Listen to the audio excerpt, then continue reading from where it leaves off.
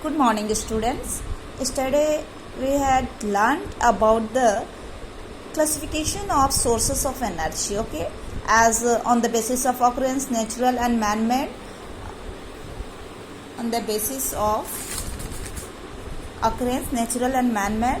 On the basis of physical state, solid, liquid, and gas, and on the basis of availability as renewable or inexhaustible and non-renewable or exhaustible. Okay.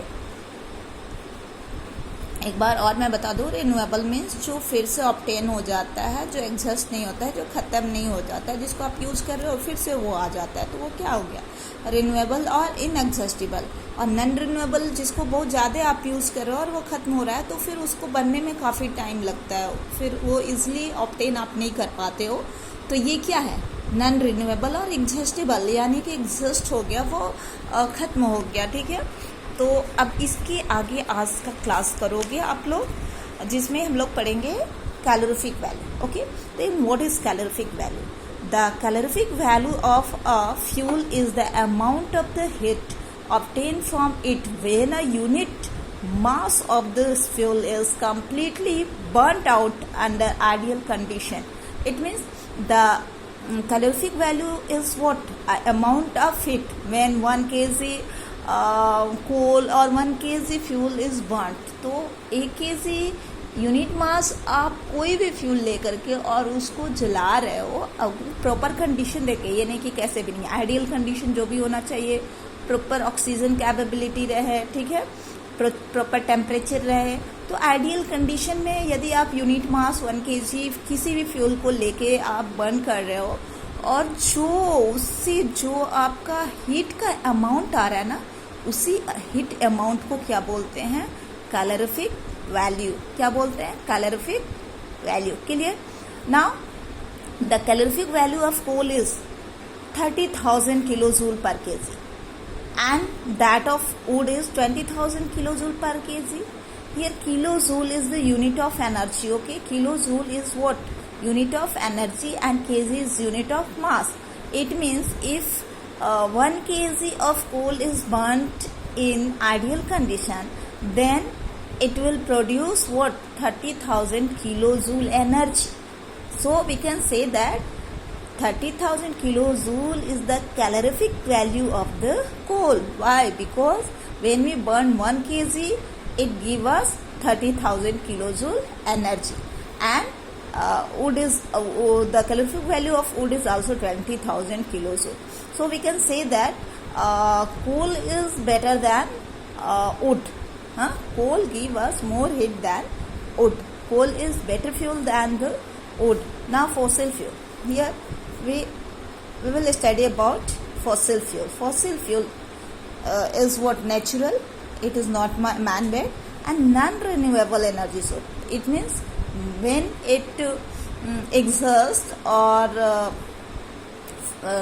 used properly, usefully, then it can't be replenished again and it can't be easily renewed. Okay. Now what is fossil? So first we should know fossils. To know more about the fossil fuel, we should know fossil. What is fossil? So here the remains of dead plants and animals that is formed over a period of millions of years by the action of heat and pressure under the earth is called what? Fossils. It means dead remains of fossils, dead remains of plant and animals is called fossils. Okay, dead remain of plant and animals is called fossil, and when that fossils is used as fuel, that is called fossil fuel. Clear? जब आप fossil को एक fuel के रूप में use करोगे तो वही क्या हो जाएगा? फॉसिल फ्यूल हो जाएगा। एग्जाम्पल हो गया पेट्रोलियम, नेचुरल गैस और कोल। Is it clear?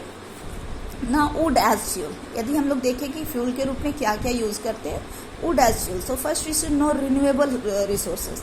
ये क्या है? रिन्यूएबल है। आप इसको एक तरफ से कट कर रहे हो, दूसरी तरफ प्लांट लगा रहे हो, तो आपको अवेलेबल होते जाएगा। ठीक है, तो कंबशन ऑफ हीट प्रोड्यूस, ये क्या करता है? इसके combustion of wood produces heat. Combustion of wood क्या करता है?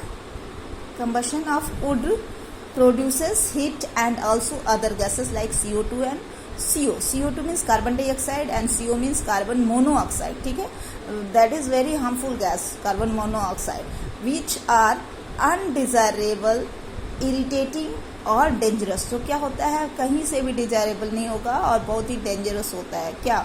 CO2 एंड CO तो और भी ज़्यादा. ये जैसे ही आप देखना कहीं वुड फायर किया गया और वहाँ से स्मोक निकल रहा है तो वहाँ सफोकेशन होने लगता है रहने पे. क्यों? क्योंकि वो CO प्रोड्यूस होता है और CO जब प्रोड्यूस होता है तो वो हमारी हीमोग्लोबिन के साथ कंबाइन हो जाता है और ऑक्सीजन को कंबाइन नहीं होने देता है. तो ऐसे में सफोकेशन होता है, ब्रीदिंग प्रॉब्लम हो जाती है. Excessive removal of would can cause. दूसरा इससे क्या नुकसान है? इसको यदि आप एक्सेसिव रिमूवल करते हो फॉरेस्ट से तो वहाँ के जो हैबिटेट है एंड वाइल्ड लाइफ का, उसका डिस्ट्रक्शन होता है. तो इस तरह भी इसका यूज़ करना सही नहीं है. उसके बाद बहुत सारी चीज़ें हम लोग को पढ़नी है, लेकिन अभी लंबा हो जाएगा वीडियो, लेकिन फिर भी लेट्स ट्राई. कोल आप देखो सेकेंड ये फ्यूल के रूप में यदि हम ले लें तो ये एक तरह का क्या, नॉन रिन्यूएबल और फॉसल फ्यूल है. ठीक है, नॉन रिन्यूएबल यानी कि ये एक बार खत्म हो जाए तो इजिली अवेलेबल नहीं होगा. रेडली कंबस्टिबल ब्लैक रॉक, मतलब आसानी से जल जाता है. ठीक है, it produces heat, alerts smoke and fall smelling gases which cause air pollution. इससे एयर पॉल्यूशन होता है. It is use for the generation of electricity. बहुत ज़्यादा अमाउंट में कोल का यूज़ किया जाता है इलेक्ट्रिसिटी जनरेट करने के लिए. Clear? Now occurrence of coal कहाँ पाया जाता है?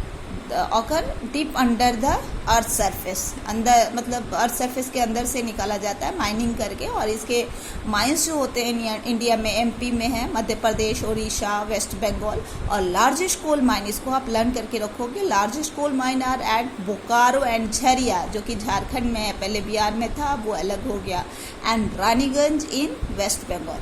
तो लार्जेस्ट कोल माइंस कहाँ हैं? बोकारो एंड झरिया में, जो कि झारखंड में है, और Raniganj in West Bengal. Formation of coal का फॉर्मेशन कैसे होता है? By carbonization process. ये कार्बोनाइजेशन प्रोसेस है क्या?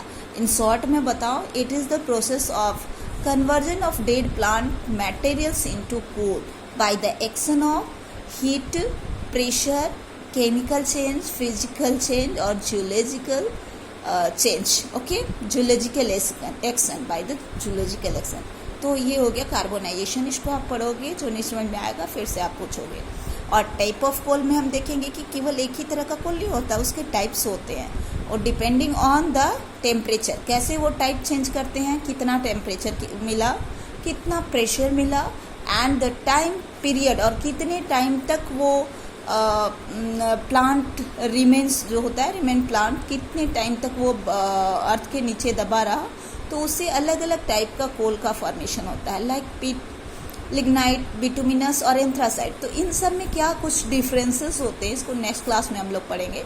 सभी में कुछ ना कुछ डिफरेंसेस होते हैं, और वो क्या डिफरेंसेस है, इसलिए it means type of coal हम लोग किस क्लास में, नेक्स्ट क्लास में करेंगे और अच्छे से करेंगे. ओके, चलो आज के लिए इतना ही, बहुत ज़्यादा हो गया. Okay, thank you very much. आप लोग इसको आसानी से आप देखना, इसका नोट्स बना लेना. ठीक है, इसलिए मैं पॉज कर करके आप नोट्स बना लेना, इसलिए एक बार इसको मैं इजीली कर दे रही हूँ. चलो, थैंक यू.